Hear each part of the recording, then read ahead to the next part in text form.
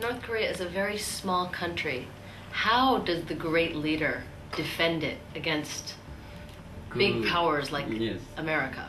우리나라는 비록 작아도 이 조선에는 세상에서 가장 이 위대한 분을 모시고 있고 이 미국 놈들이 가지고 있는 이 원자탄보다도 더 유력한 일신단결의 무기가 있기 때문에 미국 놈들이 감히 어쩌지 못하고 조선 앞에 쫄쫄 이고 있습니다.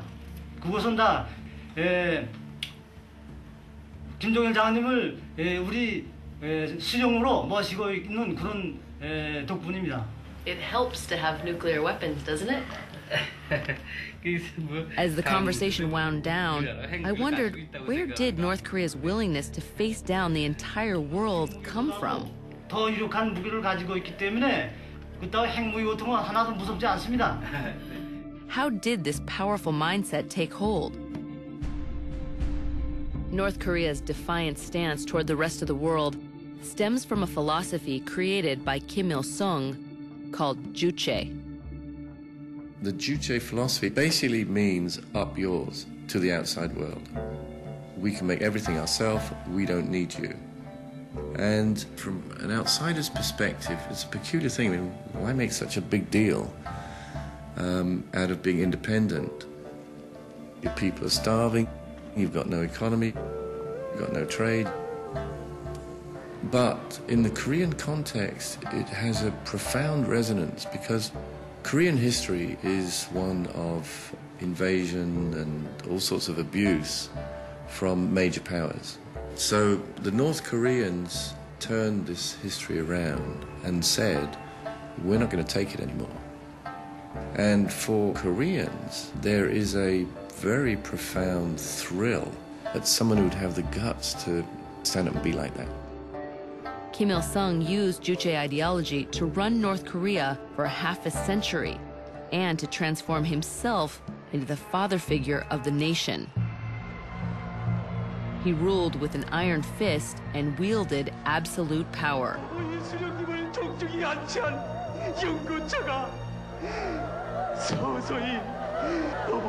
When Kim Il-sung died in 1994, he left behind a traumatized nation.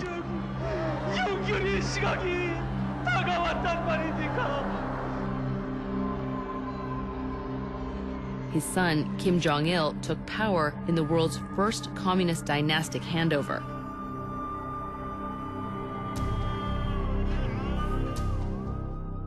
Following in his father's footsteps, Kim Jong-il rules by fear and rarely listens to his own advisors. When I proposed something, he would pretend to listen at first, but in the end, he would never listen.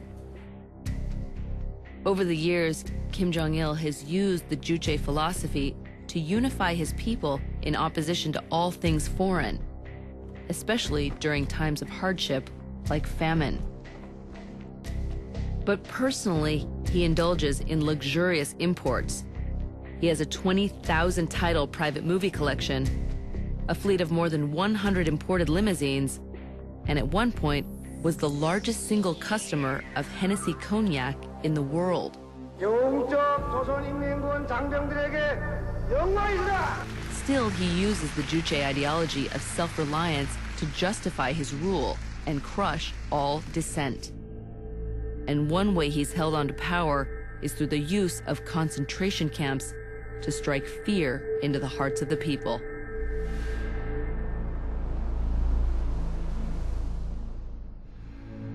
In North Korea, places like this, a 31-mile by 25-mile long work camp known simply as Number 22, are scattered throughout the country. Camps can be the size of small cities. Number 22 reportedly holds up to 50,000 people, and many who enter don't leave alive. Defector An Myung-chol was a guard at Number 22. He escaped through China and is one of the few guards to tell his story to the outside world. Though satellites provide the only photographs of his camp, An remembers every detail. 저희도 이제 그 When we were educated as guards, we were told not to think of the prisoners as humans. The moment you enter a North Korean prison camp, you're no longer a human being. If you think you're a human being, there's no way you can survive in the camps. An saw his fellow guards beat and even shoot prisoners for minor offenses, like searching for mice to eat. Food was always scarce. I remember seeing kids fighting over a corn kernel they found inside cow dung. A cow had eaten corn, and the children fought over it, and eventually washed it in the water and ate it. Camp 22 is a family camp. The people there didn't actually commit crimes themselves, but were the family members of those who allegedly did.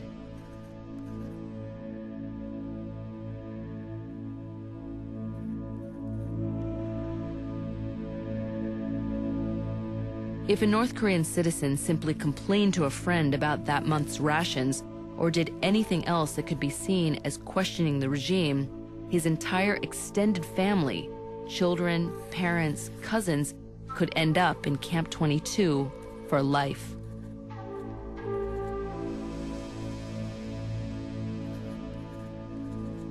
The people didn't know how or why they ended up there.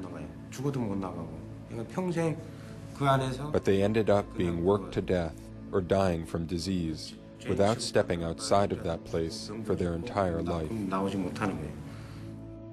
The camps are a key part of the regime's successful hold on power. North Korea can't exist without prison camps. It will collapse without them. The most important thing North Korea needs is a means to frighten its people.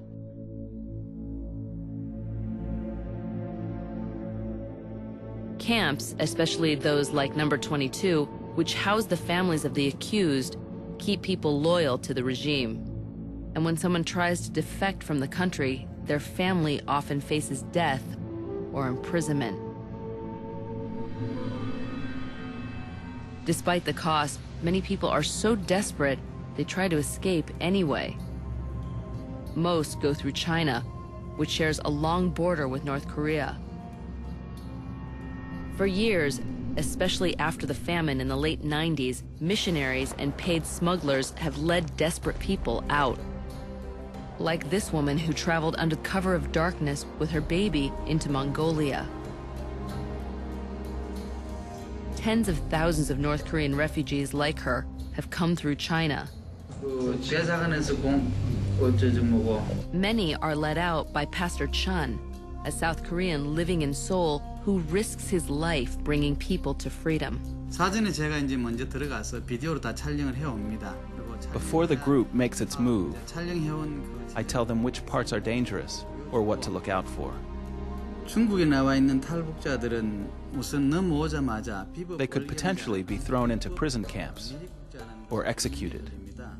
So everyone is extremely nervous and frightened. You can never tell when you're going to be arrested by the Chinese police or if you're going to be shot while crossing the border.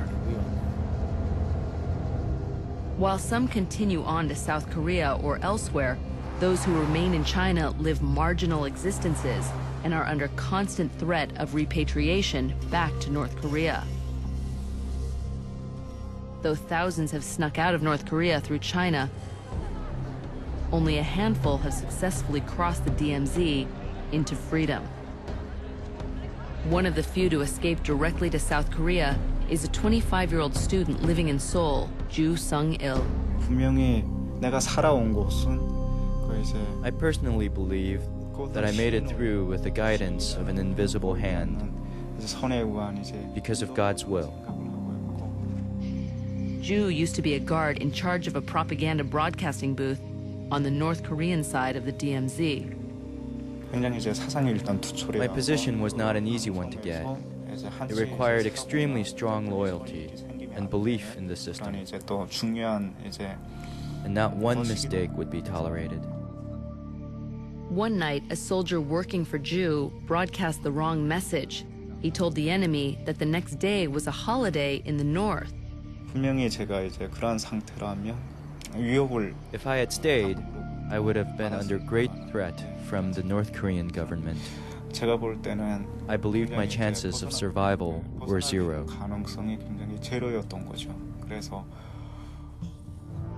Before the authorities arrested him, Ju and his friend tried to escape the only way they could, across the DMZ.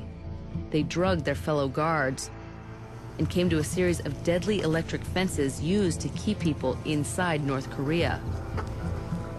Ju thought he had a plan to divert the current long enough for them to squeeze by, but he wasn't sure it would work.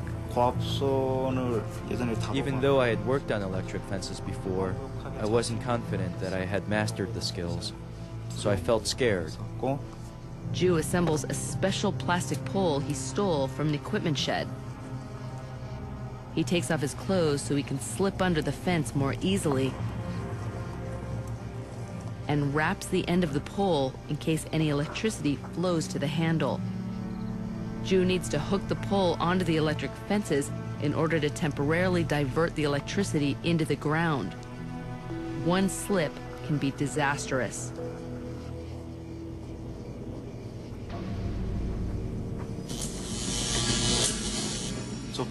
Once the electric flow is cut off, there's only about 2 to 3 minutes that it can hold.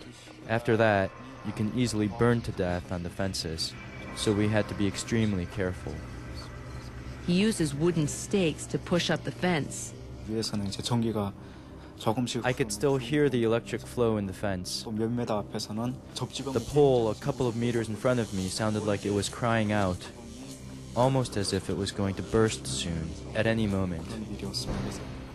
On the other side, he motions for his friend to join him. 부하 자체는 이제 굉장히 많이 떨고 있었습니다. My junior was very nervous and frightened because he had no previous experience with electric fences. At first, everything looks okay. But halfway through, disaster. Full power returns to the fence. Ju can only watch. 그리고 제가 직접 이제 데리고 오던 부하가 Seeing someone who set out with you die in front of your eyes is just a horrible thing. It felt like my own body was breaking down. 아직까지도 이제 That memory follows me around like a nightmare. 장면입니다. But Ju continued onward. Step by step, he picked his way across one of the largest minefields on the planet. Finally, he crossed into South Korea and surrendered at a guard post. 저 같은 경우에는 그 For me, I had a privileged life in that society, but I don't yearn for it anymore. 전혀 지금 돌아가고 There's one core value that is missing there, which I think is freedom. 한마디로 이제 I can say that I don't miss the North because it doesn't have freedom. But there was a huge cost to be paid. When asked what happened to his family as a result of his leaving North Korea, he replied ominously, 그거는 피하고 싶어요. I'd rather not talk about it.